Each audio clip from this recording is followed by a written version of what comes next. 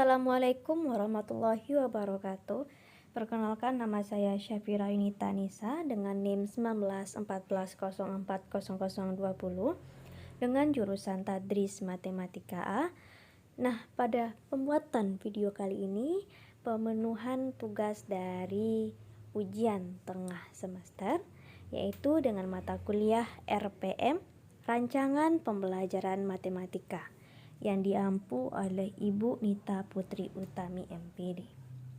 Oke, selanjutnya kita akan masuk kepada pembahasannya. Nah, pada materi rancangan pembelajaran matematika ini, kita akan membahas 5 komponen atau materi, submateri dasar tentang rancangan pembelajaran matematika ini. Yang pertama, kita akan membahas tentang kalender akademik, kemudian minggu efektif, selanjutnya program tahunan atau disingkat dengan PROTA, kemudian PROSEM, program semester, yang kelima KKM, kriteria ketuntusan minimal. Nah, oke, kita akan bahas satu persatu di slide selanjutnya. Kita masuk kepada pembahasan yang pertama, yaitu kalender akademik.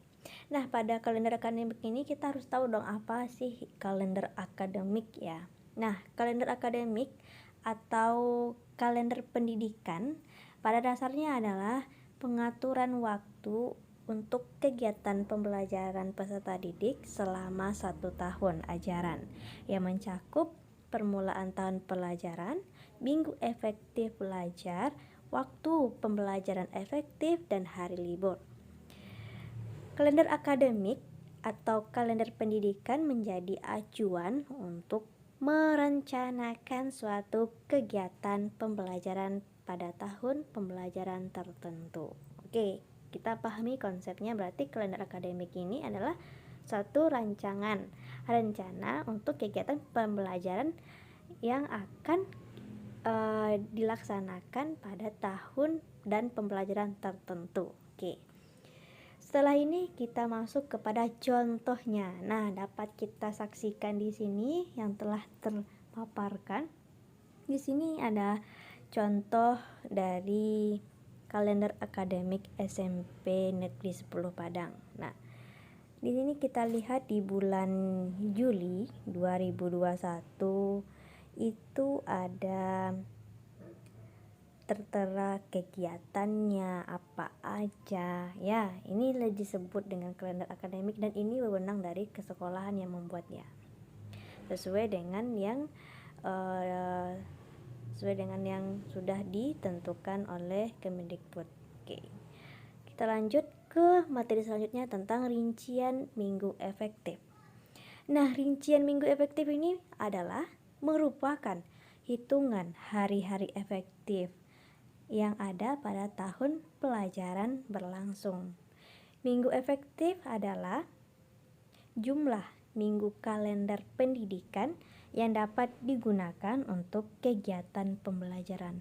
Nah, kaitannya dengan kalender akademik tadi, dari kalender yang tersusun tadi, kalender akademik tadi atau kalender pendidikan, disitulah kita mencari rincian minggu efektifnya. Nah, kita akan mengulas ke slide selanjutnya tentang minggu efektif ini. Nah, ini contohnya ya. Di contoh minggu efektif untuk pelajaran atau tahun pelajaran 2021-2022 di SMPN 10 Padang, kelas 7 di semester ganjil. Nah, tadi kita melihat ke belakang ya. Nah, di bulan Juni ini ada 5 minggu ya. Ada 5 minggu. Nah, kalau minggu efektif itu minimal ada 4 hari pelajaran ya, mengadakan kegiatan pembelajaran PBM. Nah, di sini ada 1, 2, 3, 4, 5 minggu ya. 5 minggu jumlah dari minggu dalam bulan Juli 2021.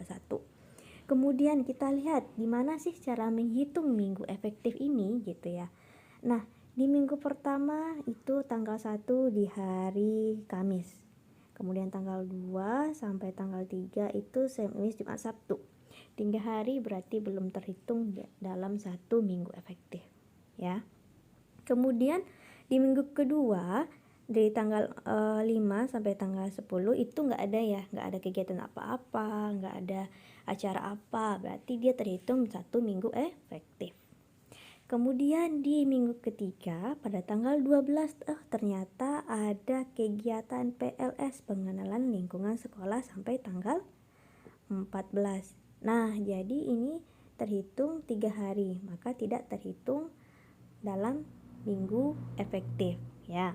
Nah, di minggu keempatnya ternyata ada tanggal 20, tanggal merah, yaitu libur hari raya Idul Adha. Cuma 1 hari, berarti 5 hari selanjutnya itu termasuk minggu efektif, hari-hari dalam minggu efektif. Kemudian di minggu kelima itu pun tidak ada kegiatan apapun atau yang hari libur misalnya nggak ada ya, berarti terhitung minggu efektif. Nah, dari pemaparan tadi berapakah minggu efektifnya? Nah, bisa kita lihat dari rincian minggu efektif tadi ya. Nah, ini makanya kita lihat. Nah, dalam jumlah minggunya tadi Juli itu ada 4 minggu. Oh, saya ada kekeliruan sedikit, ternyata kalau minggu dalam bulan Juli itu ada 4 ya. Nah, kemudian keterangannya di bulan Juli itu ini yang tidak efektifnya ya. Nah, ada kegiatan awal masuk 1 minggu nih, terus Juli juga 1 minggu di MPLS tadi ya. Oke. Nah, selanjutnya di bulan Agustus, September, Oktober, November, Desember sama-sama bisa kita lihat pada kalender akademik yang sebelumnya. Nah, cara menghitung minggu efektif gimana? Nah, jadi tadi jumlahkan ya. Yang pertama kita jumlahkan dulu jumlah dari minggu dalam bulan itu ya. Misalnya di bulan Juli itu ada 4, Agustus ada 4, September ada 5 gitu. Jumlah semuanya itu ada 26. Kemudian dikurangkan dengan jumlah dari minggu yang tidak efektif atau ada kegiatannya atau ada hari liburnya yang tidak bisa kita melakukan proses belajar mengajar dalam minggu itu. Nah, di sini ada 7. Jadi 26 dikurang 7 artinya dapatlah 19 minggu efektifnya. Oke. Kemudian banyak jam pelajarannya bagaimana? Ya, ini dikali dengan 5 jam pelajaran ya. Jadi totalnya 95 jam pelajaran dalam satu semester. Kemudian di situ ada distribusi alokasi waktu, yaitu tentang materi pokok atau kompetensi dasar beserta alokasi waktunya. Itu menyesuaikan ya. Nah, udah bisa teman-teman lihat di sini, banyak jam pelajaran tadi dikali 5 jam sudah dapatlah 95 jam pelajaran. Kemudian jam cadangnya dan jam pelajaran efektifnya. Nah, kita lanjut. Nah, ini juga termasuk contoh dari minggu efektif tadi dari kalender akademik di tahun ajaran semester genapnya. Ya, kita lanjut saja. Oke, kita masuk kepada pembahasan selanjutnya, yaitu tentang program tahunan atau disingkat dengan PROTA. Nah, program tahunan ini adalah merupakan program umum setiap mata pelajaran untuk setiap kelas. Nah, di sini berisi tentang garis-garis besar yang hendak dicapai dalam 1 tahun dan dikembangkan oleh guru mata pelajaran yang bersangkutan. Program ini perlu dipersiapkan dan dikembangkan oleh guru sebelum tahun pelajaran dimulai, karena merupakan pedoman bagi pengembangan program-program berikutnya, yakni program semester, mingguan, harian, serta pembuatan silabus dan sistem penilaian komponen-komponen program tahunan, yaitu meliputi identifikasi satuan pendidikan mata pelajaran, tahun pelajaran, standar kompetensi, kompetensi dasar, alokasi waktu, dan keterangan. Cukup jelas ya? Nah, tadi itu tentang definisi ya. Sekarang lebih ke langkah-langkah yang dapat kita lakukan untuk mengembangkan program tahunan. Yang pertama, kita lihat dari berapa jam alokasi waktu untuk setiap mata pelajaran dalam seminggu dan struktur kurikulumnya. Kemudian yang kedua, melalui analisis tersebut kita dapat menentukan berapa minggu waktu yang tersedia untuk melaksanakan proses pembelajaran. Nah, ini disebut dengan yang tadi ya, minggu efektif tadi untuk melakukan proses pembelajaran. Kemudian yang ketiga, menghitung jumlah minggu efektif setelah bulan dan setiap bulan dan semester dalam satu tahun dan memasukkan dalam format matrik yang tersedia ya, berkesinambungan kan. Kemudian yang keempat, menandai hari libur, permulaan tahun pelajaran, minggu efektif belajar, waktu pembelajaran efektif per minggu. Yang kelima, mendistribusikan alokasi waktu yang disediakan untuk setiap atau suatu mata pelajaran. Oke, kita lanjut saja. Nah, di sini bentuk dari contoh program tahunan. Ya. Di sini kita lihat ada semester 1, ada semester 2. Sebelumnya tadi ada komponennya itu kan ada identifikasi ya.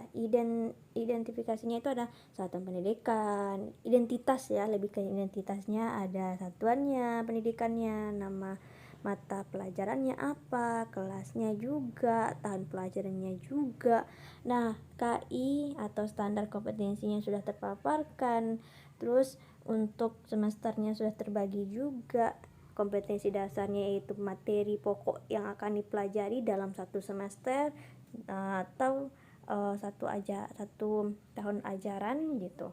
Kemudian alokasi waktu. Nah, alokasi waktu ini adalah dari minggu efektif yang kita hitung tadi. Oke ya, kita lanjut ke program semester atau yang sering disebut dengan prosem. Nah, prosem ini apa? Program semester adalah satuan waktu yang dilakukan untuk penyelenggaraan program pendidikan. Nah, kemudian program semester ini berisikan garis-garis besar yang mengenai hal-hal yang hendak dilaksanakan dan dicapai dalam semester tersebut. Nah, kemudian di kolom selanjutnya kita akan bahas tentang komponen-komponen program semester. Nah, yang pertama ada identifikasi, berisikan satuan pendidikan, mata pelajaran, semester, tahun pelajaran. Kemudian bulan, ketiga standar kompetensi, keempat materi pokok yang hendak disampaikan, kelima waktu yang direncanakan, keenam keterangan dan keterangan. Nah, untuk langkah-langkah menyusun program semester, nah, memasukkan KD, topik, dan subtopik bahasan dalam format program semester. Yang pertama, menentukan jumlah jam pada setiap kolom waktu minggu atau jumlah tatap muka per minggu untuk mata pelajaran. Kemudian, mengalokasikan waktu sesuai kebutuhan bahasan, topik, dan subtopik pada kolom minggu atau bulan. Yang ketiga, membuat catatan atau keterangan untuk bagian-bagian yang membutuhkan penjelasan.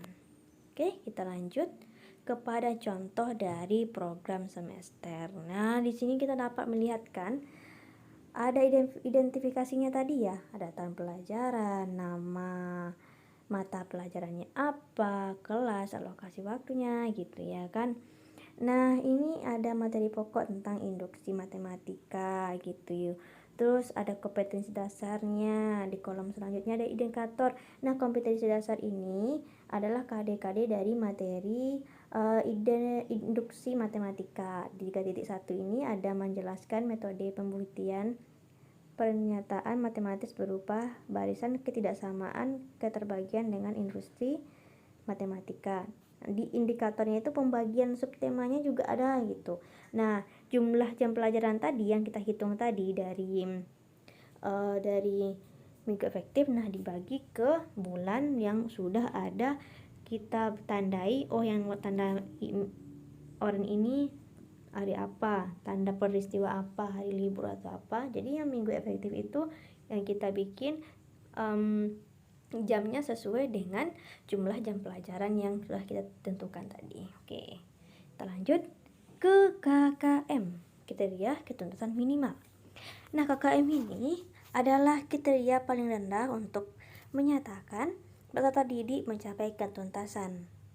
Nah, KKM ini harus ditetapkan di awal tahun pelajaran atau ajaran oleh satuan pendidikan berdasarkan hasil musyawarah guru mata pelajaran di suatu pendidikan atau beberapa suatu satuan pendidikan. Nah, nantinya memiliki karakteristik yang hampir sama. Jadi nanti pertimbangan antara pendidik atau forum MGMP secara akademis menjadi pertimbangan utama penetapan KKM. Ya. Nah, langkah-langkahnya yang pertama, guru dan sekelompok guru menetapkan KKM mata pelajaran dengan mempertimbangkan 3 aspek, yaitu kompleksitas, daya dukung, intake peserta didik. Kemudian yang kedua, hasil penetapan KKM indikator. Nah, ini berlanjut kepada KD, SK, di sini standar kompetensi hingga KKM mata pelajaran. Kemudian yang ketiga, hasil penetapan KKM oleh guru atau sekelompok guru mata pelajaran disahkan oleh kepala sekolah untuk dijadikan patokan guru dalam menentukan penilaian. Kemudian yang keempat, KKM yang ditetapkan disosialisasikan kepada pihak-pihak yang berkepentingan, yaitu peserta didik, orang tua, dan dinas pendidikan. Kemudian yang kelima, KKM dicantumkan dalam LHB pada saat hasil penilaian dilaporkan kepada orang tua atau wali peserta didik. Nah, kemudian KKM ini dirumuskan setidaknya dengan memperhatikan 3 aspek yang tadi yang sebelumnya sudah kita bahas di langkah penetapannya, yaitu yang pertama karakteristik peserta didik, intake siswa, kemudian yang kedua karakteristik mata pelajaran, kompleksitas materi atau kompetensi, kemudian yang ketiga kondisi suatu pendidikan atau daya dukung dalam proses pencapaian kompetensi. Oke, kita lanjut kepada contoh dari format penentuan KKM atau kriteria ketentuan minimal. Nah, sebelumnya tadi ada identifikasinya ya, satuan pendidikannya jangan lupa, terus tetap KIKD-nya ada. Nah, di kolom ini kita lihat banyak ya ternyata ya gitu yang akan kita nilai gitu. Nah, yang kita nilai itu adalah KKM-nya berupa KKM indikator, KD, dan semester. Oke nih, saya jelaskan sedikit. Nah, KD-nya ada menjelaskan metode pembuktian pernyataan matematis berupa barisan ketidaksamaan keterbagian dengan induksi matematika. Ya, di dalam KD ini ternyata ada subtema lagi atau indikatornya berupa 1, 2, 3, 4, 5. Ya, ada merancang formula untuk suatu pola barisan bilangan. Nah, di sini ada pembagian penetapan dari KKM tadi. Ada kompleksitas, daya dukung, dan intake. Nah, di sini ada juga pembagiannya. Kalau kompleksitas tadi apa ya gitu. Nah, jadi tinggi, sedang, dan rendah. Nah, ini pun tidak bisa sembarang ya kita isi gitu. Memulai dari penelitian atau observasi sudah kita survei gitu. Ini lebih ke pendidik itu. Para guru yang menilainya. Nah, misalnya di sini kita lihat merancang formula untuk suatu pola barisan bilangan, ada kompleksitasnya 75, daya dukungnya 87, intake-nya 83. Nah, nilai ini dijumlahkan, yang ini 3 kolom ini dibagi 3, itu adalah nilai dari KKM indikator. Nah, kemudian untuk mencari KKM KD bagaimana?